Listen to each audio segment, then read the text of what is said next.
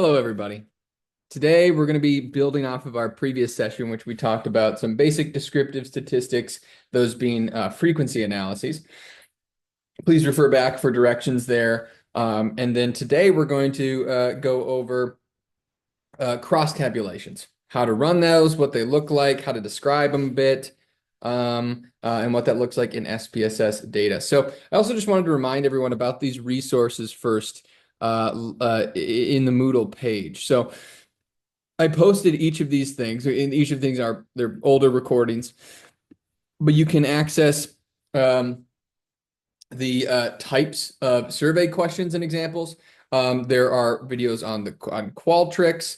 There's also select all that apply directions for Qualtrics as well, just to reiterate because it looks a little bit different. And then there's our descriptive statistics video walkthrough. So in addition to last class period and this one that we're walking through frequencies and crosstabs, there's one concise video on there that you can reference for your assignment in addition to the correlation video later. This video goes through frequency analyses and crosstabs with that example data set. So you can use that as an example as literally just step-by-step walkthrough for your assignment. So please reference those resources and let me know of any questions you have accessing them or about them. Happy to meet one-on-one with you all, of course, at any point. But let's get into it today. What are cross tabulations? So let's first describe it, and we'll talk about the purpose and the benefits, and then actually taking a look at them. So what is a cross tabulation? Cross tabulations are a two or more dimensional table and analysis that records the number. So again, that frequency, meaning the number of respondents that have the specific characteristics described in the cells of the data. So the purpose of crosstabs. So it's comparing results for one or more variables with the result of another. Okay. So you're comparing how people of different races responded to the same question, or people of different genders, things like that. So you're diving a step deeper into descriptives from building from those kind of basic frequency analyses we already just did. It's one of the most widely used and useful analyses in evaluation research and market research, organizational research, and of course, academic sociological research too. And so cross-tabulation analyses are also known as contingency tables. So you might hear that language as well. It's most often used to analyze categorical data, so your nominal measurement scale data. And at their core, cross-tabulations are simply data tables that present the results of the entire group of respondents, as well as results from subgroups of survey respondents. So with them, you can examine the relationships within the data that might not be readily apparent when only looking at total survey responses. For a precise reference, a cross-tabulation is specifically, I mentioned that two-dimensional table, right, that records frequency, but also has the specific characteristics. And looking at, again, those categorical variables. So really cross-tabulations can provide a wealth of information about the relationship between variables. It doesn't go to the extent of correlation analyses, which we'll get into in a subsequent class session. But what cross-tabulations do, we can look at how different people are responding to the same sorts of questions. And that can be very, very useful. So again, benefits, some three key benefits of cross-tabulation analyses. So again, it's a statistical analysis method that allows categorical evaluation across a data set. And we can help to uncover variables or multiple variables that affect a specific result or can aid in improving a really specific outcome. So here are just some basic benefits to cross-tabulation.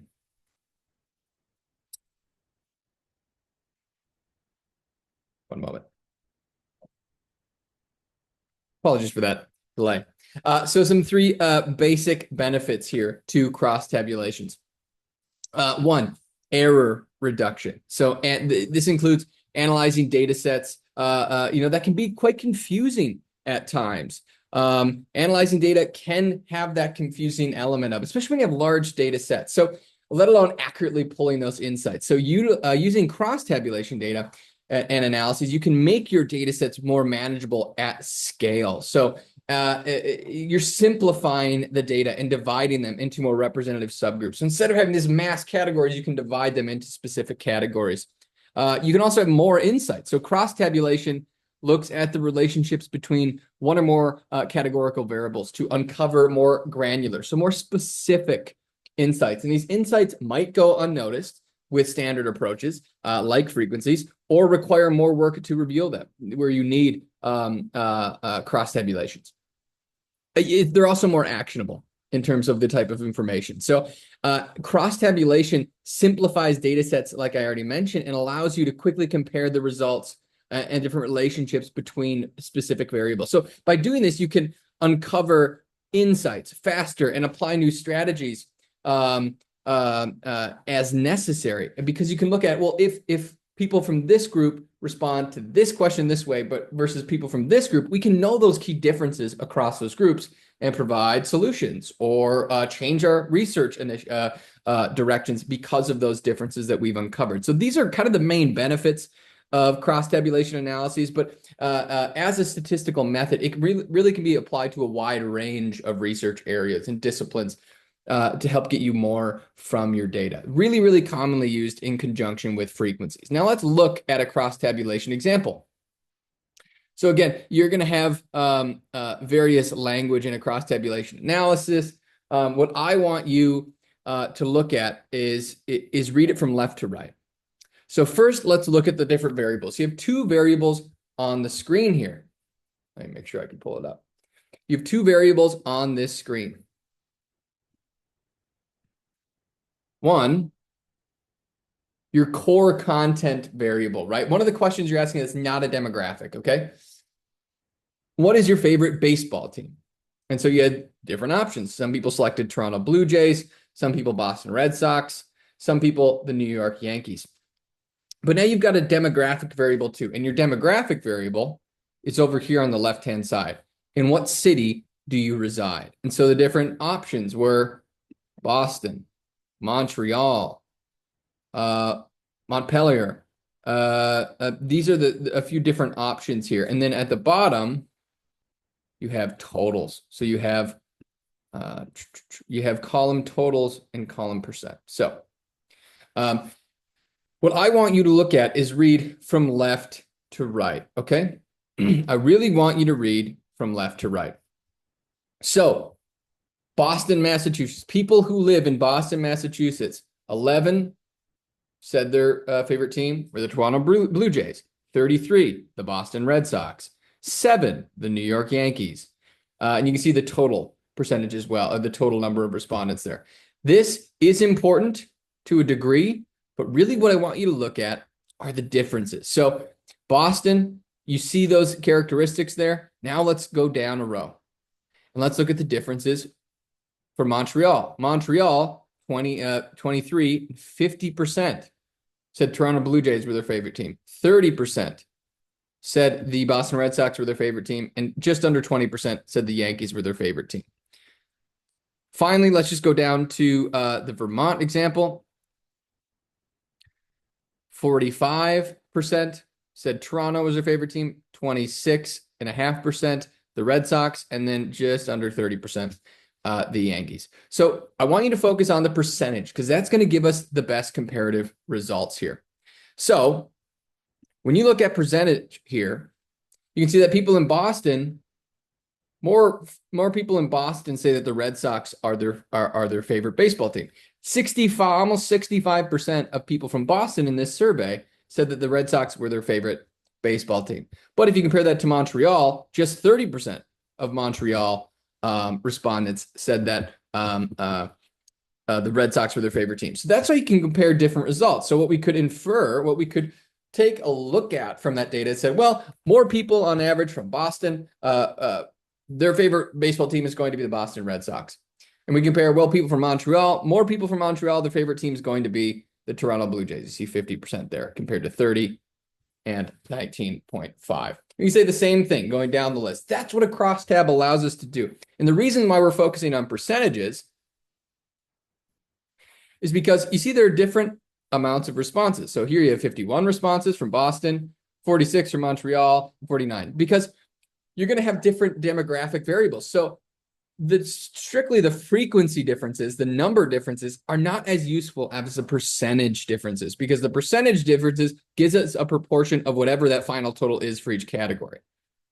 Okay, that's why you always want to make sure that your demographic variable is on the left and your core content variable is on the top. Okay, so you want to make sure that horizontally, left to right, that's your demographic variable. You're looking at the different categories based upon how they responded to that specific line item, that survey item. So let's clear those drawings. Let's continue on. And that's just one example, and we're going to get into more about what these look like, because I just want to quickly show run through one more slide of when we might use cross tabulations, and then we're going to actually get into a couple of examples here. So definition and purpose. Again, we already talked about it. They're a way to crosstabs are a way to examine a relationship between categorical variables like race, gender, other sorts of variables like that. And this technique is especially useful for survey or demographic data, like this type of surveys that you constructed for your survey questionnaire assignment. And we can uncover patterns and trends by doing so.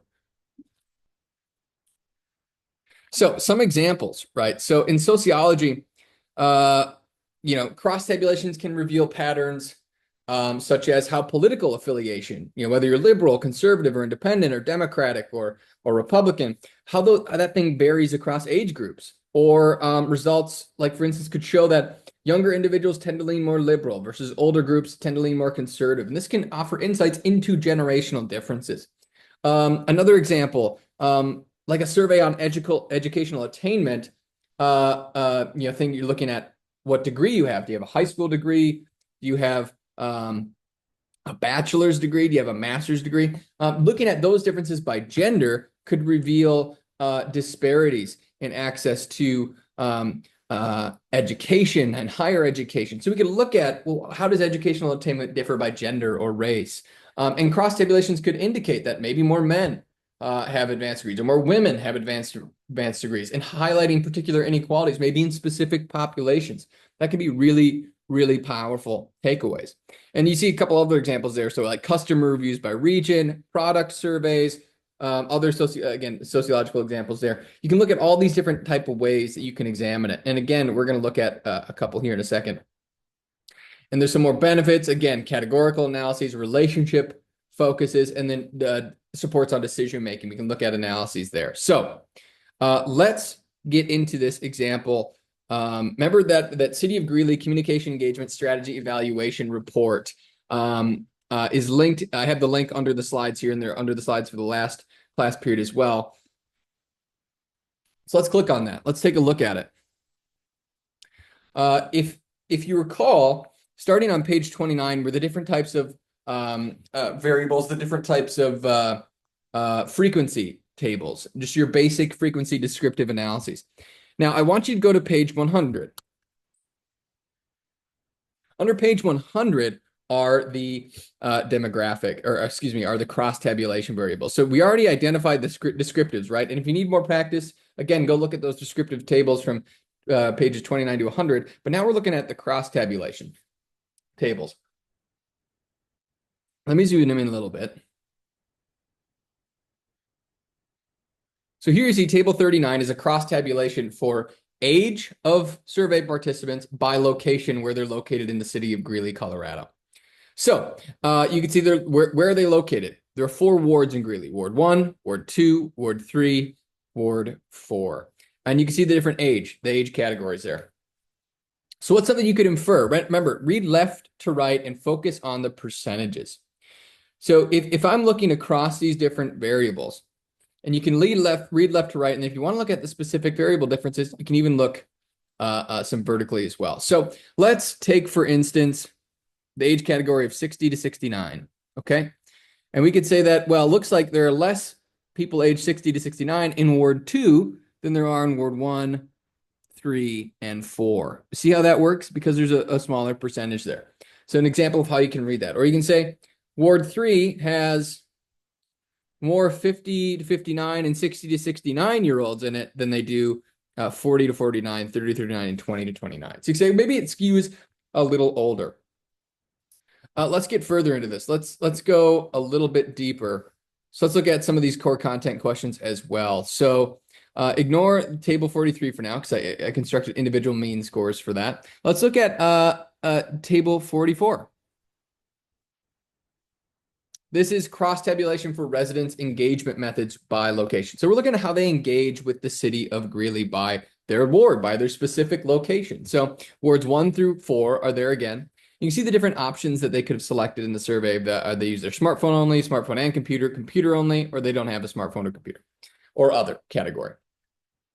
So what's something we could infer from this? Something we could take a look. Well, what ward said that they use a smartphone and computer most versus least? So most Ward 3 residents, 84% of Ward 3 residents said, to engage online with the city, I use both a smartphone and a computer. Ward 2 residents, on the other hand, just under 70% compared to 84%, selected that option. So less people in Ward 2 proportionally are using smartphones and computers to access the City of Greeley online resources than members from Ward 3. That's where you can look at those differences there. You can look individually in these wards too themselves, right? So you could say Ward 1, more people are using smartphones and computers than any other method to engage with the city's Greeley's online resources. Then it's smartphone only because that's 15.3%. Then it's computer only, 9.4%. Then it's other, 2.4%. So that's how we look at these differences. How often do you use council meetings, neighborhood meetings, and or public hearings to gather information around city and local government? The same sort of thing you can do here. So let's look at here. So Ward 1 through 4, we can look at the same sort of differences, right? You can look at even the mean scores for these specific areas and how they answered each specific one. You can cross-tab by this. I mean, these are the types of things we can look at, right? We can look at how people are responding to things differently. Maybe it's in market research. We can look at, people by age and how they like a certain product. Let's get into maybe different wards. Desired methods of communication by ward, by where they live. What language you prefer to receive information in? Well, most people want to receive it in English, but people in Ward 2 have different language needs. So 2.8% and 1.4% Spanish and French correspondingly. Your top 3 ways you like to express your opinion. You can see that here is one of these select all that apply questions. So the totals actually don't equal 100%, but that's okay. You don't need to do that with a cross tabulation analysis. We just want to look at the percentage differences. So even here, we can say, well, people in Ward 2 prefer email more than anything else because that's 67.6%. And they prefer the least online chat feature at 14.7%. Again, think about all certain topics that people are interested in. There's so many different areas that you could look in by different wards in Greeley, right? And we're going to actually go into our example data that you're going to use for your analysis assignments. And I'll show you exactly how to run crosstabs and then how to explain that even further. So take a look in this report. Again, it's linked just to get practice on what do cross-tabulation analyses look like. And then you can go in the report and actually look up how these are actually written, right? How do we, especially starting on page 9, how does a researcher write up data around cross-tabulations and frequencies? So you can see how in a technical report, these things are actually written. And this is how you're going to write your assignment too. Not in the same format. You're not writing 112 pages. Don't worry. But you can write in the same sort of way. Table 46 presents data around blah, blah, blah. Here's how you're explaining it. Because that's going to be some of the best practice that you get is not just running the analyses. You could look up a YouTube video and learn how to run an analyses all day long. But what about describing it and explaining to me the data or explaining to someone else the data? That can be really, really important. Now, let's talk about, again, remember we talked about multiple response data and how we recode and analyze that in SPSS. We're going to do that again today. But let's run some descriptive statistics, specifically cross-tabulations, because we ran frequencies last class. This class, we're going to run cross-tabs, okay? So I'm going to pull up the example data set, the same data set that's linked to the Moodle page. I'm going to share my entire screen.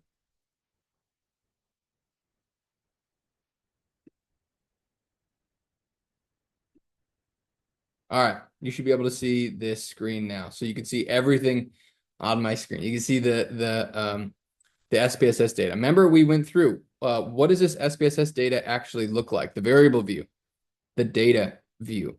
Let's run, remember, if you recall, to run a frequency analysis under descriptives, you go to Analyze, Descriptive Statistics, right straight over to frequencies, and we can look at, remember, it's like mean, median, and mode. Now, we are moving beyond that. We're going to do crosstabs. So you do the same sort of steps. You go up to Analyze, Descriptive Statistics, and then down to crosstabs. It's about middle of the way through. So let's click on crosstabs.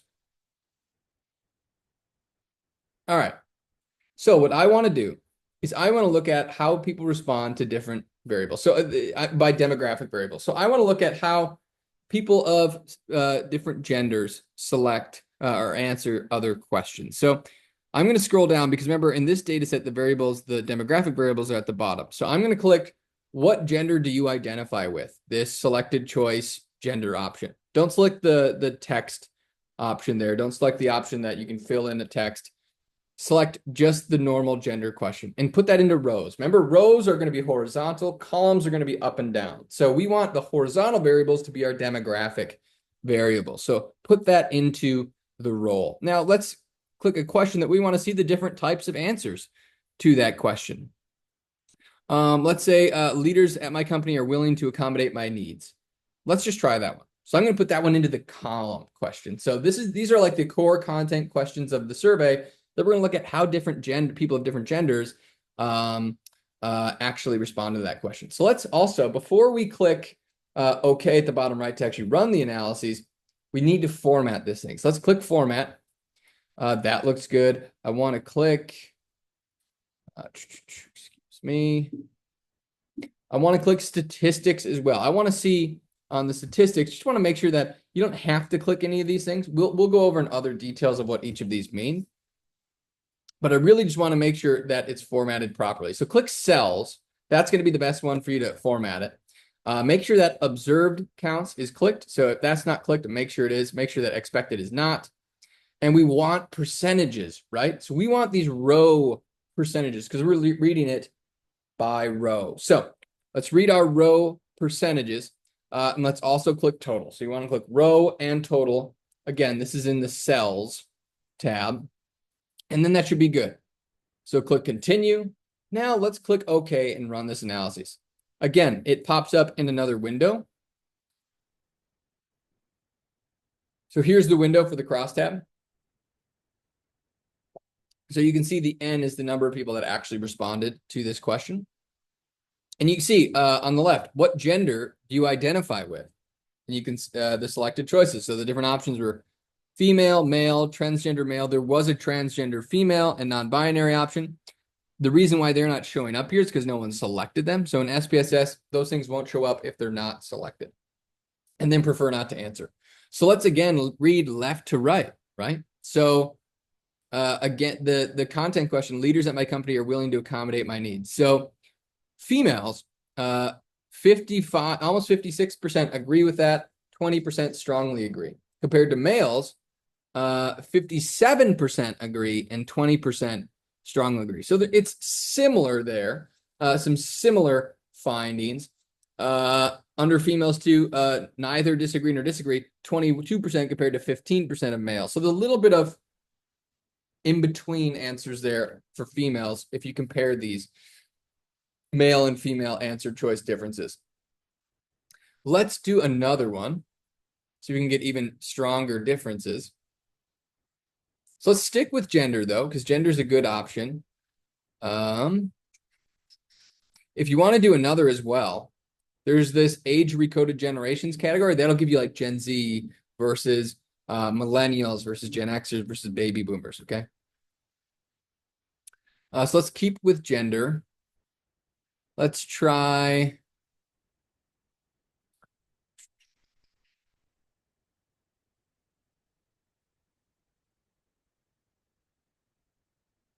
I feel comfortable asking leaders in my workplace for accommodations to meet my needs. Again, let's check cells and make sure it's observed, row and total for percentages.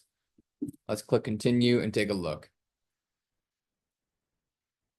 All right, so now they both appear in this output. section. So let's look at if there are any key differences here. What gender do you identify with on the left again? And then I feel comfortable asking my leaders in the or in the workplace for accommodations to meet my needs. So female respondents in this survey, almost 43% somewhat agree, and 22% strongly agree, compared to males, 47% somewhat agree, and 32.5% strongly agree. So more males typically agree with this question than females. So more males, how you could describe this then is that more males feel comfortable asking leaders in their workplace for accommodations to meet their needs. So that's a way you describe that. Again, think more about, review that example report that's linked in the slides. That'll give you a lot of ways in which you can describe this data. And then you might be asking, well, why are you not reporting on the transgender male and prefer not to answer? Well, here's why.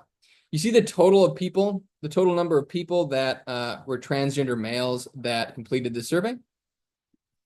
Only one transgender male completed this survey. So there's not enough to generalize or go off of on that. So you're going to want at least double-digit respondents before you're reporting these differences out. And you'll do that in your assignments. You want to make sure that in your assignment, you're reporting only differences that have 10 or more respondents, because I could say that, well, 100% of transgender males in the survey somewhat agree with this statement, but that's somewhat disingenuous. It's true, but in no way does this represent a large enough subsect of these employees that actually responded to the survey to have meaningful differences. So let me know if that's confusing at all for any of you.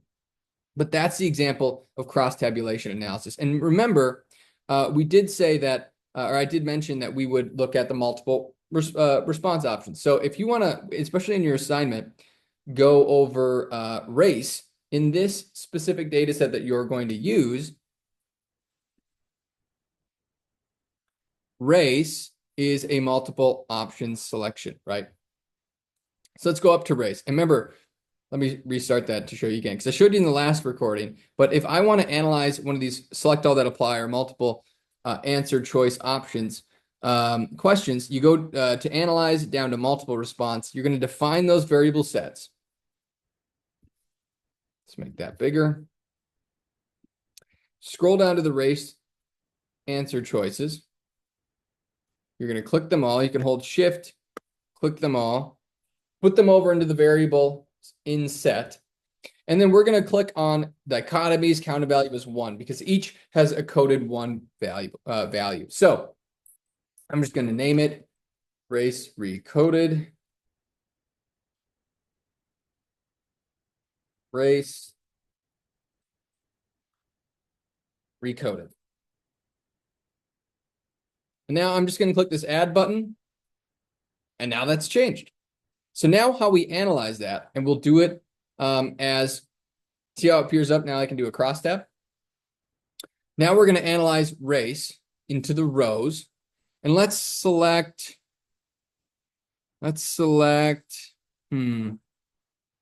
leaders at my company are willing to accommodate my needs. Same way, we're going to put that in the columns now. And let's click on options in the upper right. It looks a little different, but we want the cell percentages for row and total again. You can keep it as this. Click continue, define ranges. So minimum is a 1 and maximum is a 5.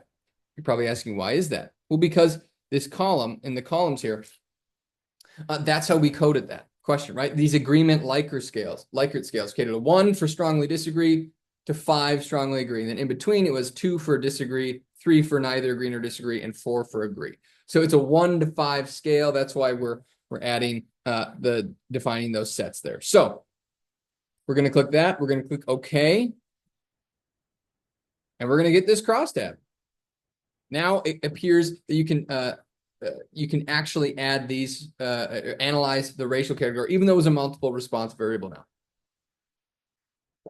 So let's maybe look at some of these differences. Again, we're not going to report on things that are too minimal. So folks of Asian descent who responded to the survey, only 3 people did. Only 4 Black or African American. Prefer not to say 15. So that is something that we could potentially report on. Now, if I were you and you did this for your assignment and you're going to build out actual tables for your assignment as well, I would potentially combine the non-white categories manually and do white,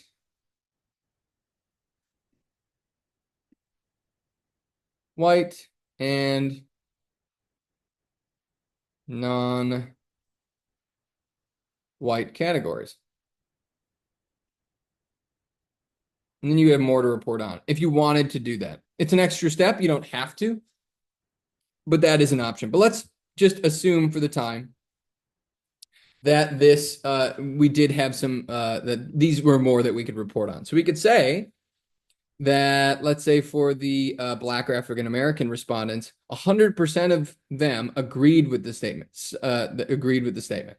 versus 50, let's see, percent within race recoded, that 45%, 56% agreed versus 22% strongly agreed. Okay. So again, you compare them in the same way. Make sure that you're looking at this, by the way, percentage of total. Okay. You can kind of ignore percent within race.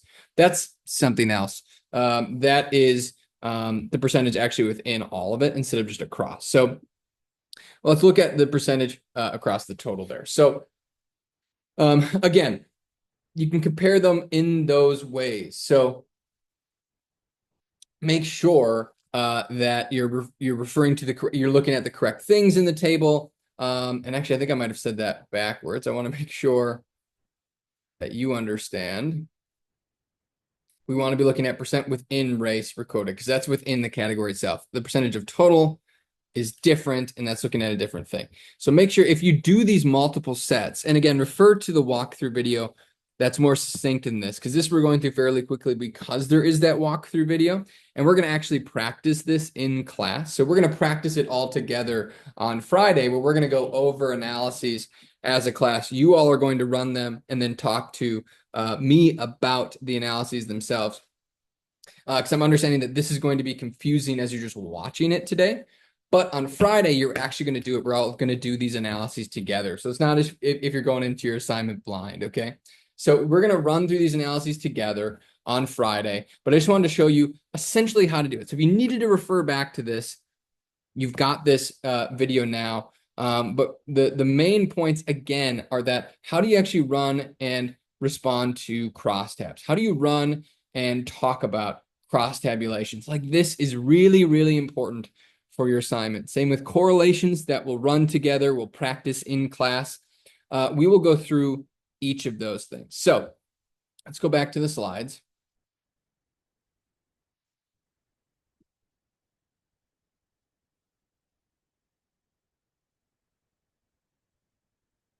All right. So again, we practiced in the last period running through frequencies and cross tabulations. That's really all I wanted to do today, except for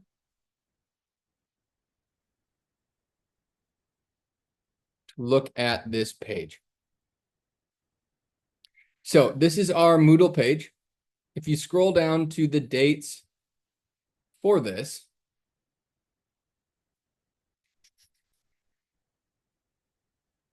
uh, 212 here. I'm going to post this video in here and same with the slides, but this is the video I really want you to reference because it's really, really helpful. This is me in Hey everyone. a little while ago and going over how to run through descriptives and cross tabulations, okay? And you're going to actually practice it. So again, like I said on Friday, we're going to go through this together. So if you're a little bit confused right now because we went through it fairly quickly, that's okay. It's okay to be confused right now. I just want to introduce it because whenever you introduce this, it's a lot. But when we actually go over it in class and actually practice it on Friday, and then when you upload and send me your 5 descriptives and 5 crosstabs, I can actually review them then. So we'll look through all of those things. Don't worry about it right now. Being confused, I promise it's okay. Again, use your resources if you have questions about these things. But other than that, please reference this video on crosstabs, cross tabulations, and frequencies. This video is on the on the Moodle page for you. It's a Vimeo link. It's me doing it a while ago. Make sure you reference that. That's going to be really important and really, really useful for you. So if you have any questions or want to go over these things one-on-one with me, let me know. We can absolutely do that. We'll jump on a call. We can share screens and we can actually go through and run these analyses one by one. Just reach out to me via email and we can get that set up. All right, everybody. Thanks for your patience as we start to get into some of these analyses. It's all going to make sense. I promise. It's okay if you're confused right now. We'll get actual practice on Friday and doing this, and you'll submit some stuff before your assignment where we actually get practicing it. All right. Thanks, everybody. We'll see you next time.